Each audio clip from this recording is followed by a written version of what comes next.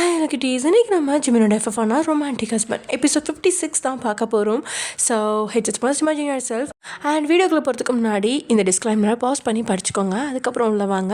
Okay வாங்க நம்ம வீடியோக்குள்ளே போகலாம். லாஸ்ட் எதிர முடிச்சிருந்தோம் அப்படின்னா, காலங்காத்தாலேயே ஜிமின் வந்து பயங்கரமாக வேலை செஞ்சிட்ருக்க கிச்சனில் நீங்கள் போய் அவன்கிட்ட நிற்க, ஜிமின் உங்களுக்கு மதர் ஹார்லிக்ஸ் கொடுக்க, அதை நீங்கள் கிச்சன் கவுண்டர் டாப்லேயே வச்சுட்டு ஜிமினை அப்படியே ஹக் பண்ண வயிறு வேற இடிக்குது. ஆனாலும் அவன் மேலே அப்படியே அட்டை மாதிரி ஒட்டிக்கிறீங்க. நீங்கள் அணைச்சதுமே அவனோட ஹார்மோன்கள் எல்லாம் படு வேகமாக காலையில் வேலை செய்ய உங்களை தாங்கிட்டிருந்து பிரித்தவன் தாய்மையோட பூரிப்பில் மெருகேறிக்கிட்டே போகிற உங்களோட அழகு முகத்தை பக்கத்தில் பார்த்து சொக்கி தான் போகிறான். உங்களோட உச்சந்தலையில் கிஸ் பண்ணி மெதுவாக நெத்தி, கண்ணு, காது, மூக்குன்னு கிஸ் பண்ணிக்கிட்டே வந்தவன் உங்களோட தாடையில் ஒரு கிஸ் பண்ணிவிட்டு அடுத்து உங்களோட உதட்ட ஆசையாக பார்க்குறான். அதில் தான் உதட்ட பொருத்தி கிஸ் பண்ணலாம் அப்படின்னு போகிற நேரம்னு பார்த்து காலிங் பெல் அடிக்குது. ரெண்டு பேரும் உங்களோட மோட நிலையிலேருந்து கழிஞ்சு, யார் அந்த கரடி அப்படின்னு நீங்கள் கேட்க, தெரியல வா போய் பார்ப்போம் அப்படின்னு வாசலை நோக்கி ஜிமின் போக அவனை பிடிச்சு நிறுத்துற நீங்கள் இப்படியே போவீங்களா? ஏண்டி? வெறும் உள்பனியன் மட்டும்தான் போட்டிருக்கீங்க, அதனால் என்ன நல்லா இல்லையா என்ன? என் புருஷனை யாரும் கண் வச்சிடக்கூடாது அப்படின்னு சொன்னபடியே நீங்களே ஒரு டிஷர்ட் எடுத்து ஜிமினுக்கு வந்து மாட்டி விடா. ரொம்ப தான் பொசசிவ் உனக்கு அப்படின்னு உங்களோட கணத்தை கிள்ளிவிட்டுவேன். அவனே போய் கதவை திறக்க அங்கே வாட்ச்மேன் தான் நின்றுட்டுருக்காரு. சார் ஃபோன் பண்ணால் எடுக்கல நீங்கள். அப்படியா, கொஞ்சம் வேலையாக இருந்தேன், சொல்லுங்கள். சார், ஒரு பொண்ணு நீங்கள் வேலைக்கு கூப்பிட்டு இருக்கீங்கன்னு சொல்லிட்டு ரொம்ப நேரமாக நிற்கிது. பேர் என்ன? மோனிஷான்னு சொல்லுச்சு. சரி வர சொல்லுங்கள் அப்படின்னு சொன்னவன் வயான் அப்படின்னு சத்தமாக கூப்பிட, என்ன ஜிமின்? அந்த பொண்ணு வந்திருக்கான், என்ன ஏதுன்னு நீ பேசிட்டு நான் உள்ளே போய் கிளம்புறேன், எனக்கு டைம் ஆச்சு. ஓகே அப்படின்னு ஜிமினை உள்ளே அனுப்பிட்டு நீங்கள் வரும்பொழுது தான் அந்த பொண்ணு வந்துருந்துச்சு. குட் மார்னிங், வா முனிஷா அப்படின்னு சிரிச்ச முகமாக நீங்கள் கூப்பிட, அந்த பொண்ணுக்கு இவ்வளோ பெரிய வீட்டில் இருந்து தன்னை வேலைக்கு கூப்பிட்ருக்காங்க அப்படின்னு முதல்ல அதிசயமாக தான் இருந்துச்சு. இப்போது உங்களை பார்த்ததுக்கப்புறம் தான் கொஞ்சம் பயமாகவும் இருக்குது. இவங்க வீட்டில் உள்ளெல்லாம் நான் போகலாமா அப்படிங்கிற மாதிரி அவள் பார்த்துட்ருக்கா. உள்ளே வான்னு சொன்னேன் அப்படின்னதும் தான் அந்த பொண்ணும் தயக்கத்தோடையே உள்ளே நுழையிறா. அட்ரஸ் சீக்கிரம் கண்டுபிடிச்சியா இல்லை லேட் ஆச்சா? கண்டுபிடிச்சிட்டேன் அக்கா, அண்ணா தான் வந்து விட்டுட்டு போனாங்க. தெரிஞ்சவங்களா?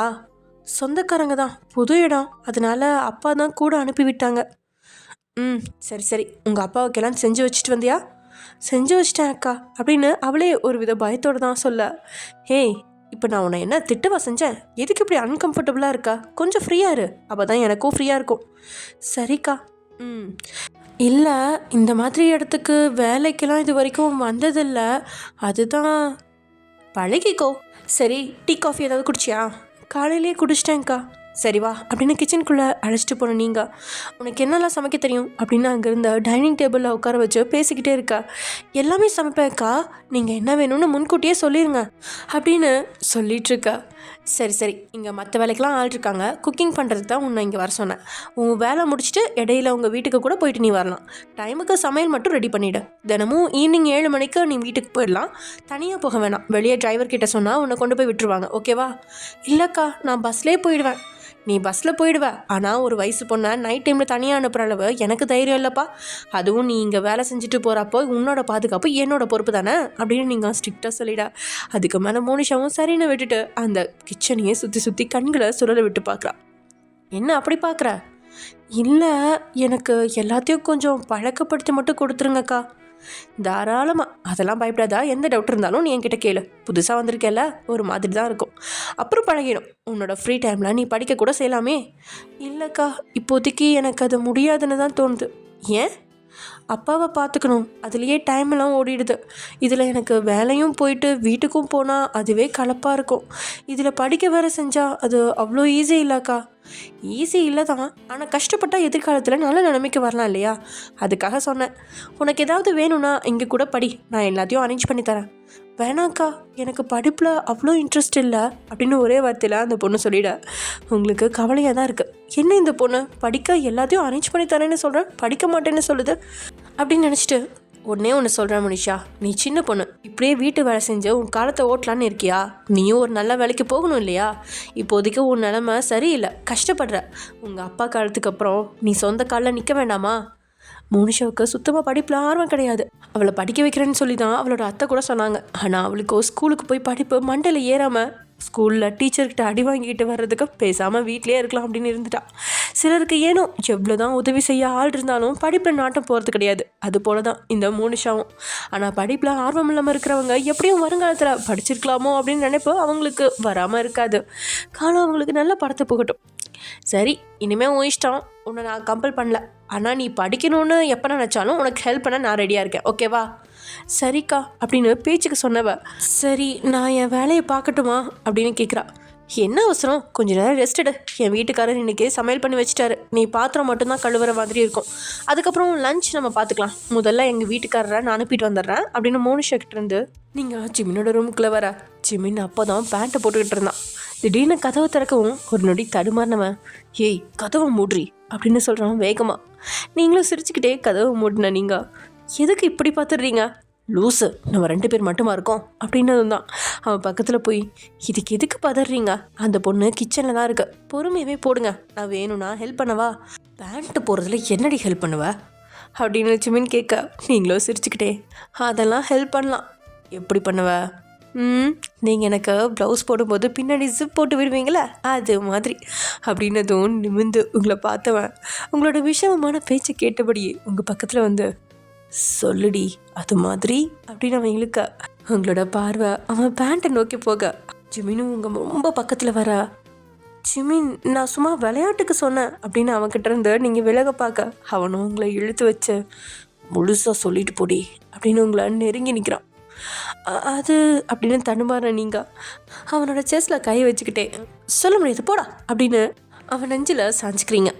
2 நிமிஷம் வரைக்கும் அமைதியாக இருந்தவன், வயன் டைம் ஆகுது கிளம்பவா அப்படின்னு கேட்க, கொஞ்சம் கூட உங்களுக்கு ரொமான்ஸ் பண்ண தெரில போங்க ஜிமின் அப்படின்னு நீங்கள் செல்லமாக முறைச்சி அவனை பார்க்க, என்ன இன்னைக்கு மேடம் ஃபுல் ஃபார்மில் இருக்கீங்க, சொல்லுடி என்ன உனக்கு ரொமான்ஸ் பண்ணுமா அப்படின்னு உங்களை அவன் எதிரில் நிற்க வச்ச அவனோட 2 கைகளையும் உங்கள் தோளில் போட்டுக்கிட்டு கேட்க, ஒன்றும் வேணாம் தள்ளுங்க அப்படின்னு நீங்கள் முறுக்கிக்கிட்டு போக, ஓ மேடம்க்கு கிஸ்ஸு மிஸ் ஆயிடுச்சோ, அதை பைசல் பண்ணும் அவ்வளோதானே அப்படின்னு கேட்க, டியூப்லைட் இவ்வளோ லைட்டாக புரியுது உங்களுக்கு?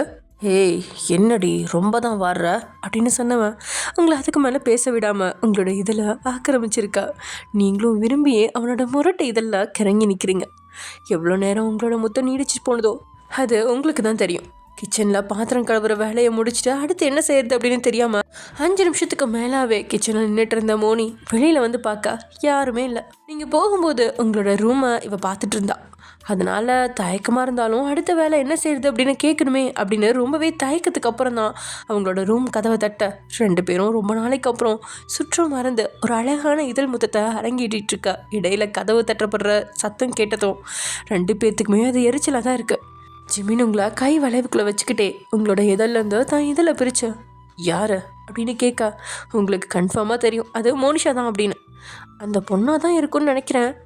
இவ்வளோ தூரம் வந்து கதவை தட்டுற அளவுக்கு வச்சுருக்கா. வயன் எனக்கு இதெல்லாம் பிடிக்காது அப்படின்னு ஜிமின் கொஞ்சம் கடுப்போடவே உங்ககிட்ட சொல்ல, நானும் எதிர்பார்க்கலங்க அந்த பொண்ணு இவ்வளோ தூரம் வரும்னு. நீ பேசுகிறத வச்சு தான் அவங்கவுங்க எந்த இடத்துல நிற்கணும்னு முடிவு பண்ணுவாங்க. வளன்னு எல்லாருக்கிட்டையும் பேசிகிட்டு இருக்காத. சரி எதுக்கு இப்போ நீங்கள் என்னை திட்டிகிட்டு இருக்கீங்க? எப்படியும் வேலைக்கு ஆள் போடணும் தானே? நான் போட்டிருந்தா இப்படிப்பட்ட ஆளை போட்டிருக்க மாட்டேன். சரி விடுங்க ஜிமின் அப்படின்னு சொன்ன நீங்கள் ஷர்ட் போடுற அவன் பக்கத்தில் வந்து, நீங்களே அவனுக்கு ஷர்ட் பட்டனை போட்டு விட, நானே போட்டுக்கிறேன் அப்படின்னு அவன் உங்களை கையை விளக்க பார்க்க நீங்கள் முறைச்ச முறைப்பில் அமைதியாயிட்டான். அந்த பொண்ணு கதவை தட்டுச்சுல, என்னென்னு போய் கேளு போ அப்படின்னு ஜிமின் சொல்ல, நீங்கள் தானே சொன்னீங்க அவ்வளோ இடம் கொடுக்கக்கூடாதுன்னு. அப்போ கதவு தட்டின உடனே போய் நின்னா இதே வேலையாக அந்த பொண்ணு வச்சுக்கும். விடுங்க கொஞ்சம் நேரம் நின்றுட்டு போயிடும், அதுக்கப்புறம் போய் பொறுமையாக சொல்கிறேன். என்னமோ பண்ணு அப்படின்னு அவன் இன்னைக்கு மீட்டிங்க்கு தேவையான எல்லாத்தையுமே ரெடி பண்ண ஆரம்பிச்சிட்டான். அதுக்கப்புறம் தான் நீங்கள் ரூம்லேருந்து வெளியே வர ஹாலில் நின்னபடியே அதை சுற்றி பார்த்துட்டு இருந்த மோனிஷாவை பார்த்து பெருமூச்சு ஒன்று விட்டவ, இந்த பொண்ணுக்கிட்ட போய் நான் என்ன சொன்னால் அது புரிஞ்சுக்கும். ஜிமின் சொல்கிறதும் கரெக்ட் தான், கொஞ்சம் என் வாயும் சும்மா இருக்க மாட்டேங்குது அப்படின்னு யோசிச்சபடியே மோனிஷா பக்கத்தில் வர, அக்கா பாத்திரம்லாம் கழுவிட்டேன், அடுத்து என்ன பண்ணுறது? ஏன் சும்மா உட்கார வேண்டியதானே? அக்கா என் வேலையை பார்க்க தானே வந்திருக்கேன், என்னை சும்மா உட்கார சொல்கிறீங்க? நான் தான் உன்கிட்ட சொல்லியிருக்கேன்ல, குக்கிங் வேலை மட்டும்தான் உன்னோடது, மற்ற வேலை எதுவுமே உன்னோடது கிடையாது. காலையில் வேலை முடிஞ்சுது, இனிமேல் லஞ்சுக்கு தான் பார்க்கணும். அது வரைக்கும் நீ அமைதியாக இங்கே உட்காந்துருந்தாலும் ஓகே, அப்படி இல்லைனா லஞ்சுக்கு காய்கறி நறுக்கிட்டுரு அப்படின்னு கொஞ்சம் அழுத்தமாக பேசிட்டு டைனிங் டேபிளில் தான் கணவனுக்காக சாப்பாடை எடுத்து வைக்க நீங்கள் ஆரம்பிக்க, மோனிஷா நானும் ஹெல்ப் பண்ணுறேன்க்கா அப்படின்னு சொன்னபடியே அவளும் எடுத்து வச்சிட்ருக்கா. ஜிமின் வெளியே வரதை பார்த்து நீங்கள் சரி நீ போய் வேலையை பாரு அப்படின்னு அனுப்பிட்டு ராகவ் உட்காந்ததுமே அவனுக்கு சாப்பாடு பரிமாறுறீங்க. எதுவும் சொல்லாமல் முகத்தை உருன்னு வச்சு சாப்பிட்டு எழுந்தவன் உங்களோட முகத்தை பார்க்க நீங்களும் எதுவும் பேசாமல் அமைதியாக நின்றுட்டுருக்கீங்க. தேவையில்லாமல் இவங்கக்கிட்ட கோபத்தை காட்டிடுவோமோ அப்படின்னு நினச்சவனா இப்போ நீ எதுக்கு சோகமாக மூஞ்சி தூக்கி வச்சிருக்கா? ஒன்றும் இல்லை அப்படின்னு நீங்கள் அந்த இடத்த விட்டு போக போக அவனும் உங்களோட கையை பிடிச்சி உங்களை உட்கார வச்சவன் நீ சாப்பிட்லையா? அப்புறம் சாப்பிட்டுக்கிறேன். அப்புறமா எப்போ சாப்பிடுவ அப்படின்னு அவனே உங்களுக்கு தட்டில் சாப்பாடு போட்டு உங்கள் பக்கம் தள்ள நீங்களும் மறுப்பு சொல்லாமல் மெதுவாக சாப்பாடு எடுத்து சாப்பிட்டுட்ருக்கீங்க. அப்போது ஜிமினுக்கு கால் வருது அவனோட அக்கா கிட்டேருந்து. வேற யார்? பாக்கியா தான். சொல்லுக்கா அப்படின்னதும் தான் நீங்களும் ஜிமினை நிமிர்ந்து பார்க்க இந்த பக்கம் இருந்த பாக்யாவோ ஜிமின் எப்படா இருக்கா? நல்லா இருக்கேங்க்கா. வயன் எப்படி இருக்கா? அவளும் நல்லா தான் இருக்கா. வயனை வீட்டுக்கு கூட்டிட்டு வந்துட்டியான்? என்கிட்ட ஒரு வார்த்தை கூட சொல்லலை. எப்படியும் உனக்கு விஷயம் தெரிஞ்சிருக்கும் தானக்கா? எனக்கு தெரிஞ்சிருக்கும் தெரியல அது வேற விஷயம். நீ சொல்ல மாட்டியா? இப்போ என்னக்கா காலையிலே சண்டை போட தான் கால் பண்ணியா? உங்ககிட்டலாம் மனுஷன் பேச முடியாதுடா அப்படின்னு புரிஞ்சு தள்ளின பாக்கியா. நீ வேணா நாங்கள் யாரும் வேணான்னு ஒதுக்கி வச்சுக்கலாம், ஆனால் எங்களாலலாம் அப்படி இருக்க முடியாதுப்பா. வயனுக்கு இப்போ 5 மாதம் நடக்குது. நாத்தனார் முறையில் நான் வளகாப்பு போடணும். ஏன்னா? ஆமாம், மருந்து கொடுத்து வளகாப்பு போடுவாங்களா? அப்படியா? ஆமாடா. அதுக்கு தான் நீ எப்போ ஃப்ரீயாக இருப்பா, நான் எப்போ வரட்டும், எனக்கு ஒரு கம்ஃபர்டபுளான டேட் வேணும்ல. நான் எல்லாத்தையும் ரெடி பண்ண வசதியாக இருக்கும்ல. அம்மாட்ட கேட்டியாக்கா? அம்மா கிட்ட கேட்டது தான் உங்ககிட்ட கேட்க சொன்னாங்க. இப்போதைக்கு என்னால் டேட் சொல்ல முடியாதுக்கா. நான் என்னோட பிஏ கிட்ட கேட்டுட்டு உனக்கு ஈவினிங் கால் பண்ணுறேன். சரிடா, வைன் கிட்ட ஃபோனை கொடு அப்படின்னு உங்ககிட்டையும் 4 வார்த்தை பேசிட்டு பாக்யா ஃபோனை வைக்க அதுக்கப்புறம் உங்ககிட்ட இருந்து விடை பெற்று ஜிமினும் ஆஃபீஸ் போயிட்டான். அதே சமயம் இங்கே தான் அப்பாவை கேன்டீன் அனுப்பிட்டு ஜேகே இருக்கிற இடத்துக்கு வந்த சாரா அதுக்கப்புறம் பக்கத்தில் இருக்கிறது கீதா அப்படின்னு அவளை பார்த்தவளுக்கு ஏதோ ஒரு நெருடல். அவங்க பக்கத்தில் போயிட்டா தான், ஆனால் அந்த நிலையில் இருக்கிறவங்கள கூப்பிட ஒரு மாதிரி இருக்கா. திரும்பி போயிடுவோமா அப்படின்னு திரும்பும்போது தான் ஜேகே சாராவை பார்த்துட்டான். சாரா அப்படின்னு ஜேகே சாராவை கூப்பிட்டதும் கீதா இவன் தோளில் சாஞ்சிருந்தவ பட்டுன்னு அவன்கிட்ட இருந்து எழுந்துக்க சாராவுக்கும் ரொம்பவே சங்கட்டமாக இருக்குது. சாரா இங்கே என்ன பண்ணுற அப்படின்னு கேட்டபடியே எழுந்து சாரா பக்கத்தில் வந்தவன் வேறு வழி இல்லாமல் சாராவும் அம்மாவுக்கு திடீர்னு கால்வலி வந்துருச்சு, அதனால் அட்மிட் பண்ண வந்தோம். அப்படியா? என்ன சொன்னாங்க டாக்டர்? ஆப்ரேஷன் பண்ணும்போது வச்ச அந்த கம்பி தான் கொஞ்சம் இடைஞ்சல் பண்ணுது, அதை திரும்பவும் ஆப்ரேஷன் பண்ணி எடுக்கணும்னு சொல்லியிருக்காங்க. சரி நான் கிளம்புறேன் அப்படின்னு அவள் திரும்பி அவனை விட்டு போகிறதுலேயே குறியாக இருக்க அவனும் யோசிக்காமல் சாராவோட கையை பிடிச்சவன் என்ன அவசரம், எதுக்கு இப்படி ஓடுற, வா நானும் அத்தையை பார்த்துட்டு வரேன். அதெல்லாம் வேணாம் அப்படின்னு சொன்னவளுக்கு ஏனோ கீதா கூட அவன் ஏன் அங்கே இருக்கான் அப்படின்னு கேட்க தான் நான் எழலை. அவள் கேட்காவிட்டாலும் அவனே கீதாவோட அம்மாவுக்கும் ஹார்ட் அட்டாக், திடீர்னு ஃபோன் பண்ணி யாருமே பார்த்து கையிலன்னு சொன்னான். அதனால தான் நான் டாக்டர் கூட்டிகிட்டு போய் பார்த்தப்ப தெரிஞ்சிச்சு சிவியர் அட்டாக்குன்னு, அதனால தான் இங்கே அட்மிட் பண்ணோம். அச்சோ அவங்க இப்போ எப்படி இருக்காங்க அப்படின்னு அவள் அக்கறையாக தான் கேட்டான். தெரியல, இன்னும் டாக்டர் வெளியே வந்து எதுவும் சொல்லலை, அதனால தான் கீதா அழுதுகிட்டே இருக்கா. சரி ஜேகே, நீ அவள் கூட போயிரு, நான் வந்தால் அவளுக்கு பிடிக்காது, இந்த நேரத்தில் நான் வர்றது சரி கிடையாது. ஏன் அப்படி சொல்கிற? எப்படியும் உன்னோட ஃப்ரெண்டு தானே அவள், அதெல்லாம் மறந்துருப்பா, வா நீ அப்படின்னு சாராவோட கையை பிடிச்சி அழைச்சிட்டு வந்த ஜேகே கீதா பக்கத்தில் நிற்க வைக்க நல்லா பழகின தோழி தான் திடீர்னு ஒரு நாளில் அவ்வளோ தயக்கம் வந்து ஒட்டிக்கிச்சு. அவகிட்ட ஒரு வார்த்தை பேச, அதுவும் கீதாவோட அம்மாவை பற்றி விசாரிக்க தயக்கமா சாரா கீதாவை பார்க்க கீதாவுக்கு அவள் பக்கத்தில் இருக்கா அப்படின்னு தெரிஞ்சதுமே அவள் நிமிராமல் குனிஞ்சபடியே உட்காந்துட்டு இருக்கா. ஜேகேக்கும் கீதா சாராவை பார்க்க பிடிக்காம குனிஞ்சிருக்கிறது தெரிஞ்சதால அதுக்கு மேலே சாரா அங்கே நிற்க வைக்க அவனுக்கு பிடிக்கல. சரி சாரா வா நம்ம போய் அத்தையை பார்த்துட்டு வருவோம் அப்படின்னு அவள் கையை பிடிச்சி உரிமையாக அழைச்சிட்டு போகிறான். சாரா ரொம்பவே கஷ்டப்பட்டு அவன் கையிலேருந்து தன்னுடைய கையை பிரிச்சுக்கிட்டவா ஏனோ தன்னை விட்டு தன் கையே போனது மாதிரி அவளுக்குள்ள ஒரு எண்ணம் உருவாகிட்டு இருக்கு. அவங்க 2 பேரும் போனதுக்கப்புறம் கீதா அவங்க 2 பேர்த்தையும் பார்த்த பார்வை அப்படி ஒரு பார்வை, அதில் அவ்வளோ விஷயம் கலந்துருக்கு. அதே சமயம் இங்கே காஃபி ஷாப்பில் லட்சுவை காத்திருக்க சொன்னவன் 10 நிமிஷம் லேட்டாக தான் வரான். ஆனால் அதுக்கு மேலே அவள் வரமாட்டாரோ அப்படின்னு நினச்சிட்ருக்கா. அப்போ தான் காஃபி ஷாப்க்கு நுழையிறான். சாரி டார்லிங், கொஞ்சம் லேட் ஆயிடுச்சு அப்படின்னு முகம் முழுசும் புன்னகையோட லட்சு பக்கத்தில் இருந்தா சீட்டில் வந்து உட்காந்து அவள் காதில் இதை சொல்ல அவனோட மூச்சு காத்து அவளோட முகத்தில் பட்ட உடனே அவளை அறியாமலே அவளோட முகம் சிவக்க அதை அவனுக்கு காட்டாமல் மறைக்க பார்க்க இது தனியாக இருக்கிற கேபின் தான் அப்படிங்கிறதுனால சுற்றி முற்றி யாரும் இருக்காங்களா அப்படின்னு பார்த்தவன் யாரும் இல்லை அப்படிங்கிறத உறுதி செஞ்சுக்கிட்டு அவளோட கன்னத்தில் கிஸ் பண்ணிட்டு விலகுறான். லட்சுக்கு ஒரு நொடி மூச்சே நின்றுச்சு. அவனை அதிர்ச்சியாக பார்க்க அவனை கூலாக அவளை பார்த்து கண்ணடிச்சு குஷியாக விசில் அடிச்சுட்ருக்கான். அதை பார்த்து பல்ல கடிச்சவா எதுக்கு இப்போ மட்டும் சிரிச்சு பேசுகிறீங்க? காலையில் அந்த திட்டினீங்க. அப்படியே அவளோட தோளில் கையை போட்டுவேன். சாரி லட்டு, அது உண்மை என்னென்னு தெரியாமல் திட்டேன். அதுக்காக என் பொண்டாட்டி காலில் விழுந்து மன்னிப்பு கேட்க சொன்னாலும் நான் ரெடி தான் அப்படின்னு அவன் பேசுகிறத வாயை பிழந்து பார்த்துட்ருக்கா லட்சு. எதுக்கு இப்போ நீ இப்படி வாயை பிழந்து பார்த்துட்ருக்கா அப்படின்னு அவனே அவள் வாயை தான் கையால் மூட்டினவன். ஆர்டர் கொடுத்துட்டியா இல்லை நான் கொடுக்கவா? நான் எதுவும் கொடுக்கல. ஓகே அப்படின்னு சொன்னவன் அவனே ஆர்டர் கொடுத்துட்டு, சொல்லுங்கள் மேடம், என்ன காலையிலேயே குட் நியூஸ் சொல்லிட்டு போனீங்க? நான் தான் உங்கள் அண்ணன்கிட்ட பேசணும்னு நினச்சேன், நீயே பேசிட்டியா? எப்படி டூருக்கு ஓகே சொன்னாங்க உங்கள் வீட்டில் அப்படின்னு அவன் சந்தோஷத்தில் கேள்வி மேலே கேள்வி கேட்டுக்கிட்டே இருக்கா. இவ்வளோ நிதானமாக அவனை பார்த்த. அப்படின்னா இப்போ நான் டூர் போகலான்னு சொன்னதுனால தான் என்கிட்ட வந்து பேசுகிறீங்க இல்லையா?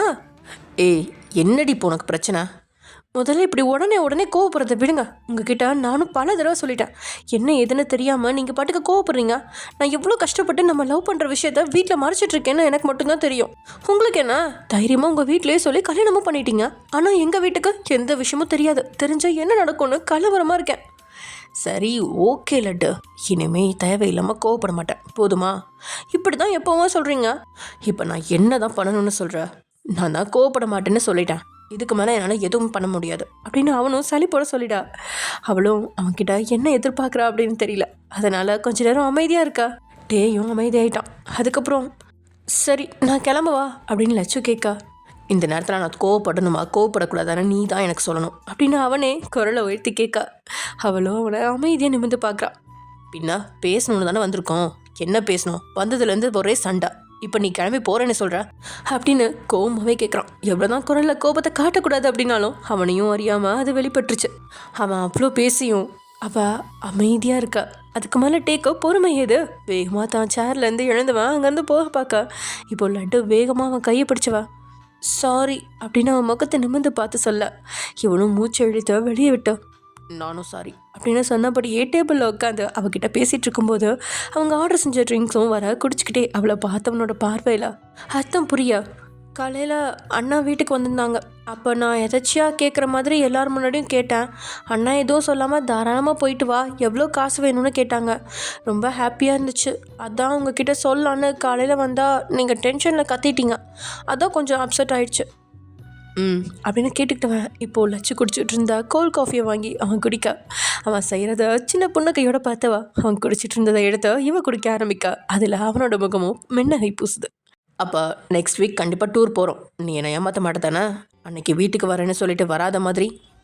பார்த்தீங்களா, திரும்பவும் என் மேலே தப்பு இருக்கிற மாதிரி பேசுகிறீங்க.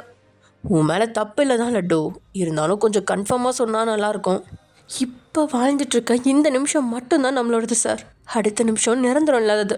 அதனால் கண்டிப்பாக வருவேன்னு என்னால் கன்ஃபார்மாக சொல்ல முடியாது. ஆனால் உங்கள் கூட டூர் வர எனக்கும் ஆசை தான், அதுக்காக கண்டிப்பாக முயற்சி பண்ணுவேன்.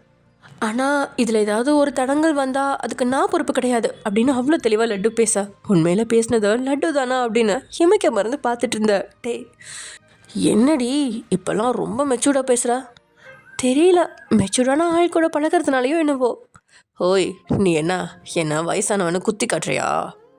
உங்களுக்கு என்ன வயசாயிடுச்சு அப்படின்னு சொன்ன லட்சு அவனை தான் தலையிலேருந்து கால் வரைக்கும் பார்த்துட்ருக்கா. அடர்த்தியான கேசம், அதை அழகாக வாரியிருக்கான். கொஞ்சம் சிவந்த நிறம்தான். அவனோட கூமியான கண்கள், பட்டையான உருவம், நீளமான மூக்கு. பொண்ணுங்களுக்கு மட்டும்தான் ரோஸ் நிற உதடு சொந்தமாக என்ன? இதோ அவனுடைய உதடு ரோஸ் நிறத்தில் சிகரெட் திண்டத உதடுகள். அழகு தானே? எல்லாத்துக்குலாம் க்ளீன் ஷேவ் செட் ஆகாது, ஆனால் அவனுக்கு பயங்கரமாக செட் ஆகும். தாடி இருக்கக்கூடாது, அப்படி இருந்தால் அவன் முகத்தை பார்க்க அவனுக்கே பிடிக்காது.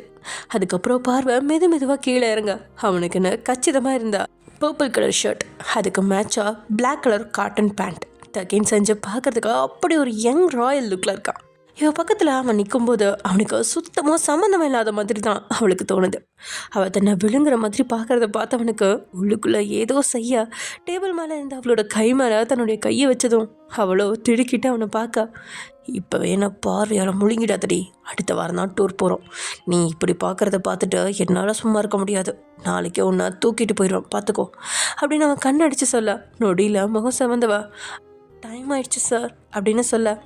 அதானே, என்னடா இவ்வளோ நேரம் அமைதியாக இருக்கேன்னு பார்த்தேன், ஆரம்பிச்சிட்டான். போய் உன் வீட்டை கட்டிக்கிட்டே அழு. என்னை தனியாக போக சொல்கிறீங்க? நீங்கள் தான் என்னை அனுப்பி விடணும் அப்படின்னு உரிமையாக லட்சு கேட்க. ஆச்சரியமாக அவளை பார்த்தவன், என்ன சொன்னா? நீங்கள் தான் என்ன கொண்டு போய் விடணும்னு சொன்னேன். யாராவது பார்த்துட்டா? இவ்வளோ நாள் என்னை கொண்டு போய் விட்டீங்க தானே, அப்போ யாரும் பார்க்கலல்ல, அது மாதிரி இப்போவும் பார்க்க மாட்டாங்க. எங்கேருந்துடி உனக்கு இவ்வளோ தைரியம் வந்துச்சு? என் புருஷன்கிட்ட இருந்ததா. நல்லா தான் பேசுகிற, பைக்கில் வந்தால் சில பல அட்ஜஸ்ட்மெண்ட் பண்ண வேண்டியது வரும், பரவாயில்லையா அப்படின்னு அவளை ஒரு மார்க்கமாக பார்த்து கேட்கா. என்ன அட்ஜஸ்ட்மெண்ட்? டபுள் சைட் போட்டு தான் உட்காரணும், உனக்கும் எனக்கும் இடையில பேக் வைக்கக்கூடாது, அப்புறம் நீ என்னை தள்ளி உட்காரக்கூடாது, என்னை இறுக்கி கட்டி பிடிச்சி. ஐயோ போதும் போதும், யாராவது கேட்க போகிறாங்க, இப்படியா பேசுங்க பப்ளிக் பிளேஸில்? அதை கேட்டு தன்னோட வரிசை பற்கள் தெரியாது சிரிச்சுவேன். பேசினதுக்கே இப்படி சொல்கிற, இப்படி தான் என் கூட வரணும், உனக்கு ஓகேவா அப்படின்னு கேட்கா. அவனை செல்லமாக முறைச்சவா. ஓகே தான், ஆனால் நெக்ஸ்ட் வீக் போகிற டூரில் நான் சில கண்டிஷன்ஸ் போடுவேன், அதை நீங்கள் ஏற்றுக்கணும். என்ன கண்டிஷன்? ஃபர்ஸ்ட் கண்டிஷன், நீங்கள் என்ன சாதாரணமாக தொட்டு கூட பேசக்கூடாது. வாட் அப்படின்னு அவன் அதிர்ந்து அவளை பார்க்க. அவளோ அதை கண்டுக்காமல் ரெண்டாவது அப்படின்னு ஆரம்பிக்கா. அம்மா தாயே போதும் அப்படின்னு தலைக்கு மேலே கும்பிடு போட்டுவேன். எனக்கும் எந்த கண்டிஷனும் இல்லை, உனக்கும் எந்த கண்டிஷனும் இருக்கக்கூடாது அப்படின்னு அவன் செல்லமாக மிரட்ட. டபுள் ஓகே அப்படின்ட்டா. அதே சமயம் எங்க ஒரு வழியாக கீதாவோட அம்மாவை சரி பண்ணி அவங்க வீட்டுக்கு அனுப்பிவிட்ட ஜேகே அதுக்கப்புறம் நேரில் போய் பார்க்கல. சாராவோட அம்மாவுக்கு சொன்ன நேரத்துக்கு ஆப்ரேஷன் செய்ய முடியல. அவங்களோட ப்ரெஷர் லெவல் கூடி இறங்கி இருந்ததால் அது ஆப்ரேஷன் செய்ய சரியான நேரம் இல்லை அப்படின்னு டாக்டர் சொல்லிடுறாங்க. ஒரு வாரத்துக்கு மேலேயே அவங்க ஹாஸ்பிட்டல் வாசம்தான். ஜேகே கீதாவோட அம்மாவை பார்த்ததை விட சாரா கூட தான் அதிக நேரம் இருந்தான் அப்படின்னு சொன்னால் அது மிகையாகாது. ஆமாம், சாராவை பார்த்ததுக்கப்புறம் அடிக்கடி வந்து மட்டும் கீதா கிட்ட விசாரிச்சுட்டு அவங்களுக்கு தேவையான பில்லை அவன் கொடுத்துட்டான், அவ்வளவே. அவன் கண் வழிச்சதுக்கப்புறம் ஒரு முறை மட்டும் நல்லா இருக்காங்க அப்படின்னு சொன்னதுக்கப்புறம் பார்த்துட்டு வந்தவன் தான். அதுக்கப்புறம் போகவே இல்லை. தான் அப்பாவும் சுகர் பேஷண்ட் அப்படிங்கிறதால நைட் நேரத்தில் தான் அப்பாவை வீட்டுக்கு அனுப்பிட்டு சாரா தான் அவள் அம்மா கூட இருந்தா. ஜேகே காலேஜ் முடிச்சுட்டு நேராக வந்துடுவான். ஏனோ ஜேகே கூட பழக பழக சாராக்கு அவகிட்ட இருந்த அந்த நெருடல் எல்லாமே நீங்கி அவனை நெருங்கிக்கிட்டு இருக்கா அப்படின்னு தான் சொல்லணும். முன்னாடி மாதிரி காதல் வசனம் இல்லாமல் பேசல, சாதாரணமாக தான் அவகிட்ட பேசிகிட்டு இருக்கான். அவளுக்கு ஒவ்வொன்றையும் பார்த்து பார்த்து செய்கிறான். ஒரு பொருள் தான் கையில் இருக்கும்பொழுது அதோட அருமை தெரியாது. இதுவே அது மற்றொரு கையில் மாறும்பொழுது தான் அந்த பொருள் வேணும் அப்படின்னு சின்ன குழந்தை அடம் பிடிக்குமே, அது மாதிரி தான் இப்போது சாராவோட நிலைமை ஆயிடுச்சு. அவளால் ஜேகேவை மொத்தமாக கீதாவுக்கு விட்டு கொடுக்க முடியல. ஒரு வார்த்தை சொல்லிட்டான் தான், ஆனால் அது அவ்வளோ கொடுமையாக இருந்துச்சு. அதுவும் கீதா கூட அவன் இருக்கும்பொழுது அவளையும் அறியாமல் அவளோட உடலெல்லாம் பற்றிக்கிட்டு எரியுது.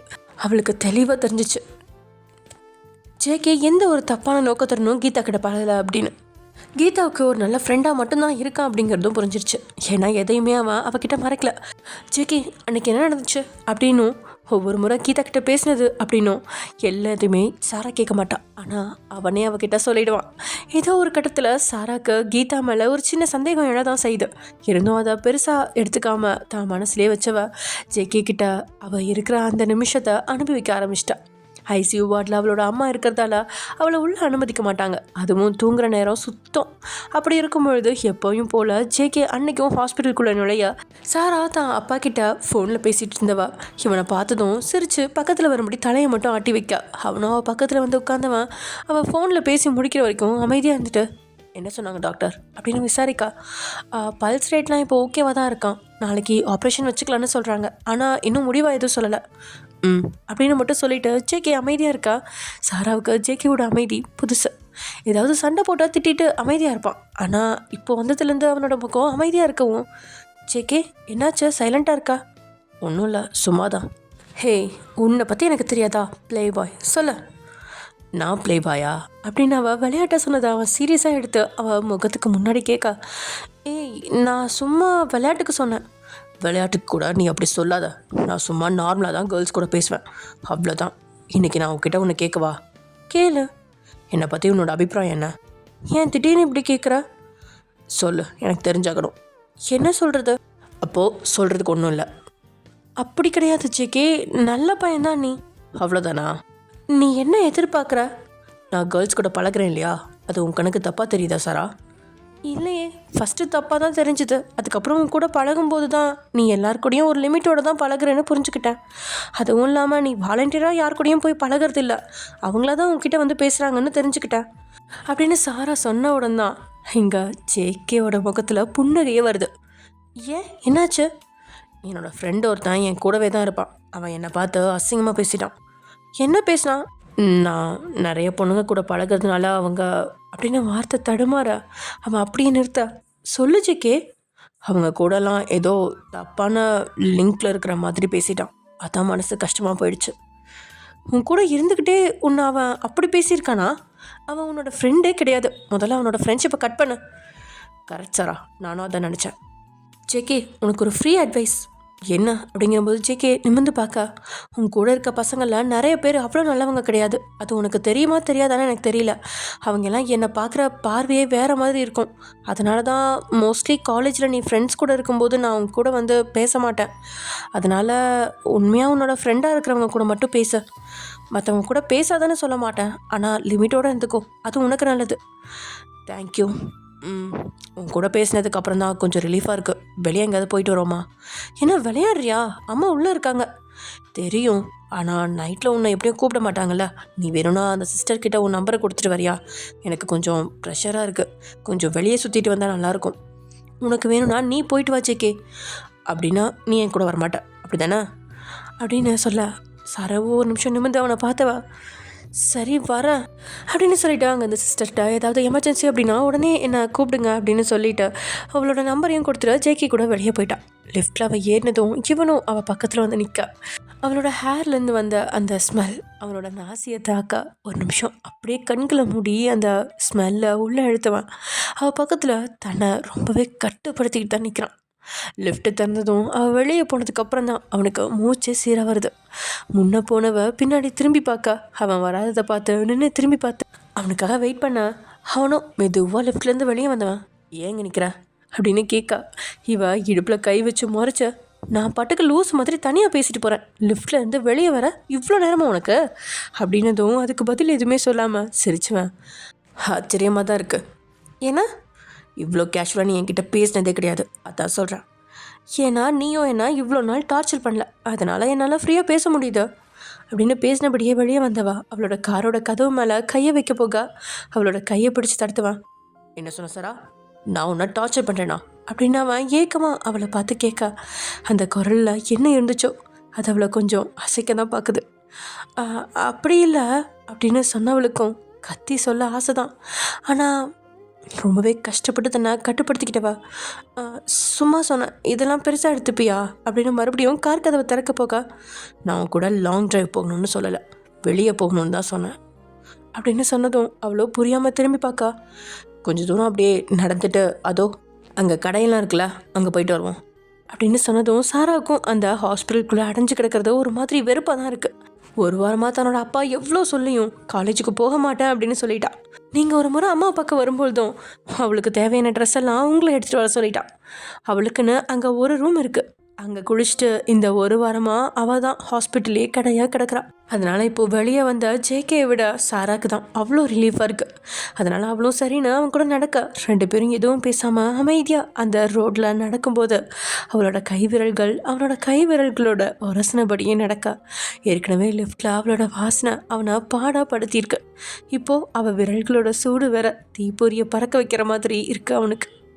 அதனால் ரொம்பவே கஷ்டப்பட்டு தன்னுடைய கையை எடுத்து கட்டிக்கிட்டவன் அவகிட்ட அதை பற்றி பேசக்கூடாது, அவளை ரசிக்கக்கூடாது அப்படின்னு எவ்வளோ தான் கட்டுப்படுத்தினாலும் அது அவன் மனசுக்கு புரியறதே இல்லை. ஆனால் அவகிட்ட எந்த மாற்றமும் இல்லை, சாதாரணமாக அவன்கிட்ட பேசுகிற மாதிரி பேசிகிட்ருக்கா. ஏனோ அதுக்கு மேலே அவன் கூட அவனால் சாதாரணமாக பேச முடியல. மூச்சு வாங்கினபடியே அவகிட்ட இருந்து விலகினவன் அவளை முன்னாடி விட்டு ஒரு 5 மீட்டர் டிஸ்டன்ஸில் நடந்து வர, முதல்ல சாதாரணமாக தான் அவன் மெதுவாக நடந்து வரான் அப்படின்னு நினச்சா. அதுக்கப்புறம் அவன் தொடர்ந்து அவளை விட்டு பின்னாடியே வர, திரும்பி அவனை பார்த்தவ, என்னாச்சு, எதுக்கு என் பின்னாடி நீ வர? ஒன்றும் இல்லை, நீ போ, நான் வரேன். இதுக்கு தான் என் கூட வரணும்னு சொன்னியா? அதுக்கு நீ தனியாகவே வந்திருக்கலாமே. இவ வேற என்னோட நிலைமையை புரியாமல் வசனம் பேசிகிட்ருப்பா அப்படின்னு மனசுக்குள்ள அவளை திட்டினவன். வேணாம் சாரா, அதுக்கப்புறம் என் மனசில் இருக்கிறத உன்கிட்ட சொன்னால் உனக்கு டார்ச்சராக இருக்கும். உனக்கு டார்ச்சராக இருக்கக்கூடாதுன்னு தான் நான் ரொம்ப கஷ்டப்பட்டு உன்னை விட்டு தள்ளி வரேன் அப்படின்னு இவங்க பேசிகிட்டு இருக்கும்போது பக்கத்தில் இருந்த மாலுக்கு வந்துட்டாங்க. ஏனோ வண்டி சத்தமாக இருந்ததில் ஜேகே பேசினதை சாரா கேட்டதான். ஆனால் எதுவும் பேசாமல் அந்த மாலுக்குள்ளே நுழைஞ்சவ அங்கேருந்து ஃபுட் கோர்ட்டில் போய் அமைதியாக உட்காந்துற. அவள் உட்காந்ததும் அவளுக்கு பிடிச்சமான சில ஸ்நாக்ஸ்லாம் வாங்கிக்கிட்டு அவன் அவளுக்கு எதிரில் வந்து உட்கார. அவளும் ஒரு வித யோசனையோடையே அவனை பார்த்தவ, வரும்போது நீ என்ன சொன்ன எனக்கு புரியல. உனக்கு புரியாமல் இருக்கிறது தான் எனக்கு நல்லது அப்படின்னு சொன்னவன் இப்போது புன்னகையோட அவளுக்கு அவன் வாங்கி வந்ததை கொடுக்க, மறுக்காமல் வாங்கி அதை சாப்பிட்டவ, உனக்கு இந்த மிட் நைட்டில் நான் சாப்பிட்டதில்லை, நான் மட்டும் தினமும் சாப்பிட்டா இருக்கேன், முழிச்சிருந்தா சாப்பிடுவோம், நீயும் சாப்பிடு. வேணாம், இப்போ சாப்பிட்றியா இல்லையா? எனக்கும் வேணாம், அடங்க பிடாரி அப்படின்னு சொன்னபடியே அவன் கொடுத்தது. அவன் சாப்பிட்டுட்டு இருக்கும்பொழுது அவன் ஆர்டர் செஞ்சிருந்த காஃபியும் வருது. தேங்க்யூ அப்படின்னு சொன்னபடியே அதை அவன் குடிக்க போகும்போது அதை அவன் கையிலேருந்து பிடுங்கினவா, உனக்கு மட்டும் ஸ்பெஷல் காஃபியா, எனக்கு வாங்க வேண்டியதானே அப்படின்னு கேட்டபடியே அவன் கையிலேருந்த காஃபியை வாங்கினவா அதை குடிக்க ஆரம்பிக்கா. அவளும் அவன்கிட்ட உரிமையாக வாங்கி குடிக்கிறத பார்த்தா, பைத்தியம் அப்படின்னு சிரிப்படைய சொன்னவன் அவள் ஒரு வாய் வச்சதும் இப்போது அந்த காஃபியை வாங்கி அவன் வாய் வைக்க போக அப்போ தான் அவள் கவனிச்சா, ஏய் அது என்னோட எச்சி அப்படின்னு சொல்ல, பரவாயில்ல அப்படின்னு அவன் குடித்ததும் அவளுக்கு ஒரு மாதிரி ஆயிடுச்சு. ஓகே ஃப்ரெண்ட்ஸ், இதை வந்து எபிசோட முடிச்சுக்கலாம். நெக்ஸ்ட் எபிசோட என்ன நடக்க போகுது அப்படிங்கிறத நெக்ஸ்ட் எபிசோடில் பார்க்கலாம். Okay bye.